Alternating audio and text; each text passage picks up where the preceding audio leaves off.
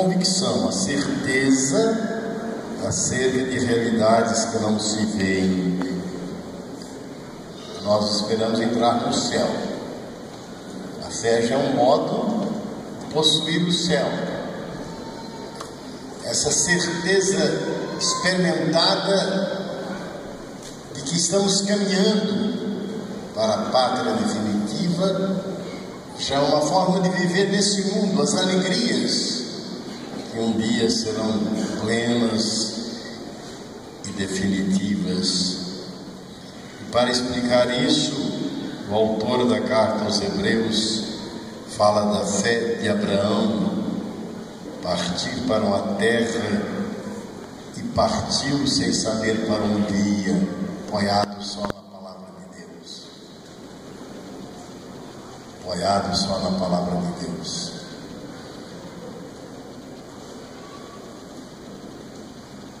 Depois, fala da fé de Abraão,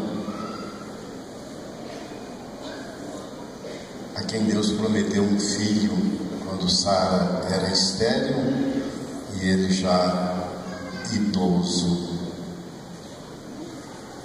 Na continuidade,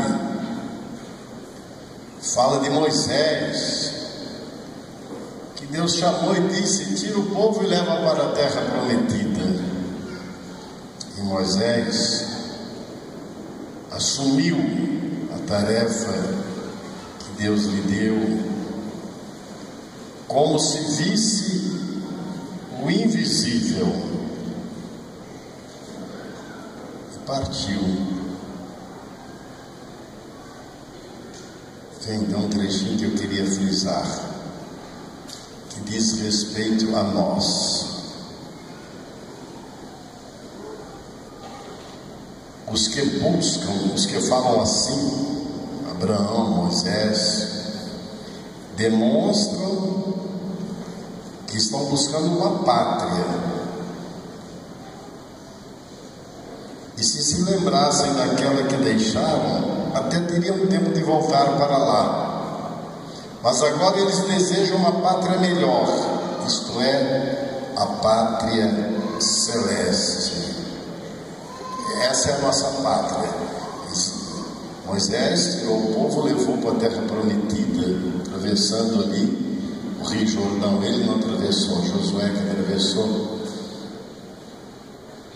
Jesus veio e disse: a pátria que Deus quer para todos vocês é a eternidade no amor com Ele, numa grande comunidade de adoração e louvor. Essa é a nossa pátria, é o nosso destino. A fé tem dois lados, a fé tem dois lados. Um é mais fácil, é recitar o credo. Creio em Deus Pai, eu tenho fé, eu creio em Deus Pai, Jesus, na igreja, na Eucaristia, eu creio em tudo isso. E até a gente deve aprofundar essa fé na catequese, curso livre de teologia, encontros nas paróquias, para conhecer mais. Mas atenção, se esse conhecimento, posso ser o maior teólogo do mundo, mas se todo o conhecimento que eu tiver não me levar a viver a fé, eu vou para o inferno. Uma vez o Papa Bento disse que os mestres de Jerusalém, os doutores, explicaram aos magos que vieram de longe onde o Messias devia nascer. Sabiam tudo, mas não foram adorar o menino Jesus. Os magos foram, os pastores. É preciso conhecer para amar mais e para viver. Então, o aspecto mais importante da fé, sem desprezar o primeiro do conhecimento, é viver a fé. E o que é viver a fé? Abraão, sai da tua terra e vai para a terra que eu vou te mostrar. E Abraão partiu. Abraão, você vai ter um filho com Sara, eu vou te dar uma bênção, vai nascer muita gente desse menino, vou te dar um grande povo, e mais ainda, na tua descendência todas as nações da terra serão abençoadas. E Abraão creu. Um dia Deus disse: vai em cima do monte e sacrifica o teu filho a mim. E Abraão foi. Deus disse: não, Abraão, não. Fosse capaz de fazer o que os pagãos fazem pelos seus deuses, mas eu sou o Deus da vida e não o Deus da morte. Eu queria apenas que tu arrancasses do teu coração um ato de fé e me entregasse aquilo que tu tens de mais precioso, que é esse filho que eu te dei. Não quero a morte dele, mas demonstraste fé. Eu te abençoo muito por causa disso. Deus não quer a morte. Mas muitas vezes um pai de família perde um filho pequeno. Que dor profunda. E que fé quando entregam a Deus e conseguem superar esse momento de sofrimento. A fé é uma coisa muito prática. Ela, em primeiro lugar, não é o conhecimento apenas. Ela, em primeiro lugar, é o abandono. Eu me entrego a Ti, meu Senhor e meu Deus. Jesus, Tu és o meu Salvador. Eu me entrego a Ti e contigo me entrego ao Pai.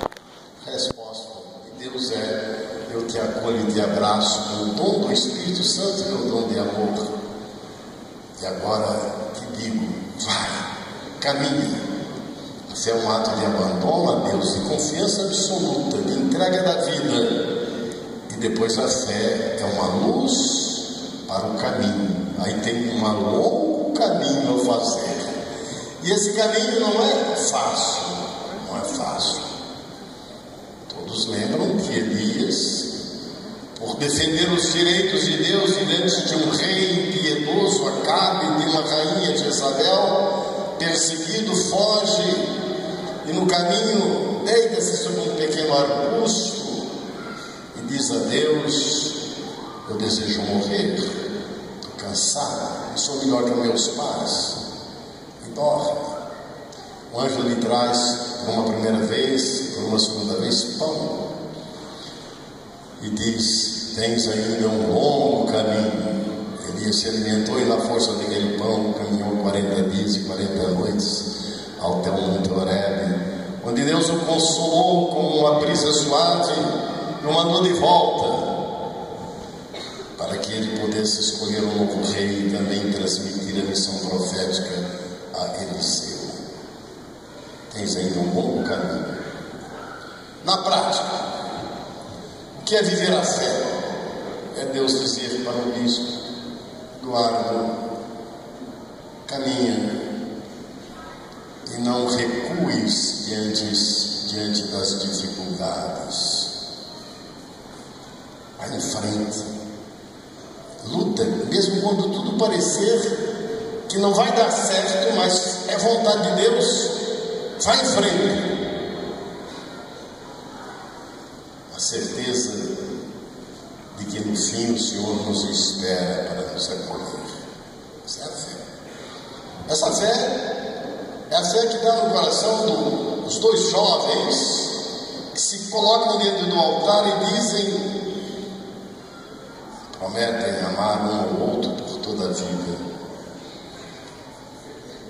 E Deus diz: sim, vivam esse amor até o fim, construam uma família. Haverá dificuldades, mas na fé, caminhem, eu estarei com vocês até o fim. A fé, portanto, é prática, é um modo de viver e de possuir aquilo que a gente quer chegar. Já possui na certeza, na convicção. Certos momentos, o Espírito Santo dá alegria, mas há momentos difíceis em que o Espírito Santo dá a força para continuar na escuridão do momento difícil, a caminhar. Talvez uma pequenina chama, uma vela que alumia, passo a dar, mas deixa no escuro milhares e milhares de quilômetros. A fé nos sustenta. Esta é a fé que salva. É a fé que sustenta a família, sustenta cada um de nós no caminho, fé que nos sustenta na pastoral, na missão, a fé que sustenta o cristão no mundo desarrumado. E ali está o cristão na sua empresa, na sua escola, na política, lutando para que o reino de Deus, que é justiça, amor, verdade e paz, possa se fazer presente na convivência da sociedade. É preciso ter então coragem de abrir mão de tudo por causa do reino, por causa de Cristo. Isso não vale só para o religioso, isso vale para todo mundo que tem fé em Jesus Cristo. O Evangelho nos fala disso. O reino de Deus, o pequeno rebanho, não tenhas medo. Pai deu o reino. O reino é a preciosidade, é a pérola, é o tesouro escondido. Onde está o teu tesouro, está o teu coração.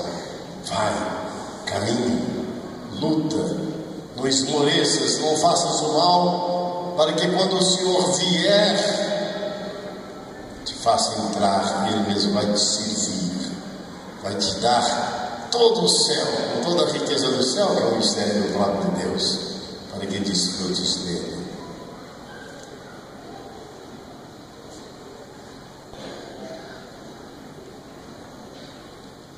As obras de misericórdia traduzem a fé.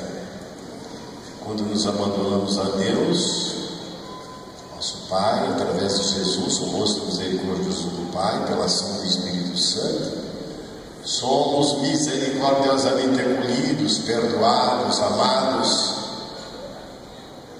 Ele então nos diz agora: praticai a misericórdia, sede misericordiosos, como eu, Pai, sou.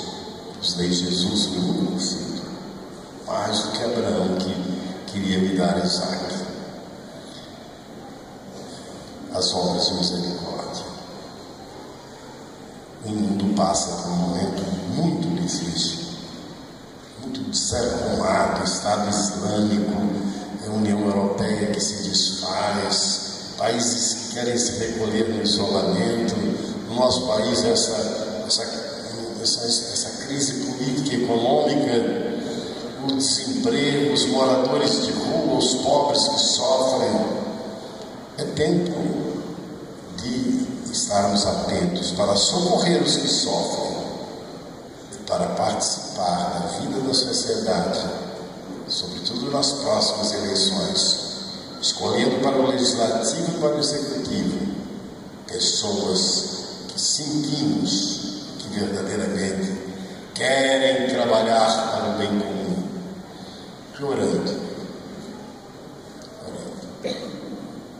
Todos os santos viveram esses dois lados: contemplação, sobretudo amor à Santa Eucaristia, e misericórdia, amor aos pobres. Fundamental. Estou vendo aqui na frente o pessoal da Pastoral dos Surdos, não é? Tem um moço aqui, ó, que está no seminário, quer se especializar para ser missionário junto aos surdos. Está lá no Paraná. Lucas. Ô Lucas, fica para cá um pouquinho, tá bonzinho? Lucas.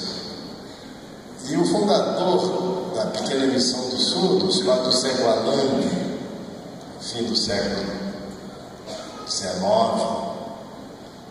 dizia: é preciso ir ao encontro destes, e é preciso ser capaz de deixar tudo para entrar no mundo deles.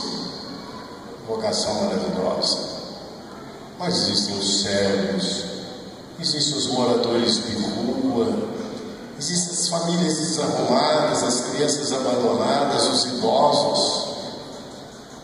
É preciso estar cheio de Cristo, buscado na oração da Eucaristia, para ter o olhar de Cristo para aqueles que mais necessitam. Que, louvando a Deus no dia de hoje, todos nós possamos nos alegrar, agradecer a Deus pelo dom da fé e ter a graça de podermos, no lugar que Deus nos colocou, sejam sinais da sua divina misericórdia. Amém, Alberto Belmarini, guia de profundo encontro com Deus, de abertura do coração para a prática das obras de misericórdia. O Senhor esteja convosco. Pelas mãos benditas de Nossa Senhora da Ponte, abençoe-vos o Deus Todo-Poderoso, Pai, Filho e Espírito Santo. Seja a alegria do Espírito Santo vossa força, e depois a emissão de paz, e o Senhor vos acompanhe.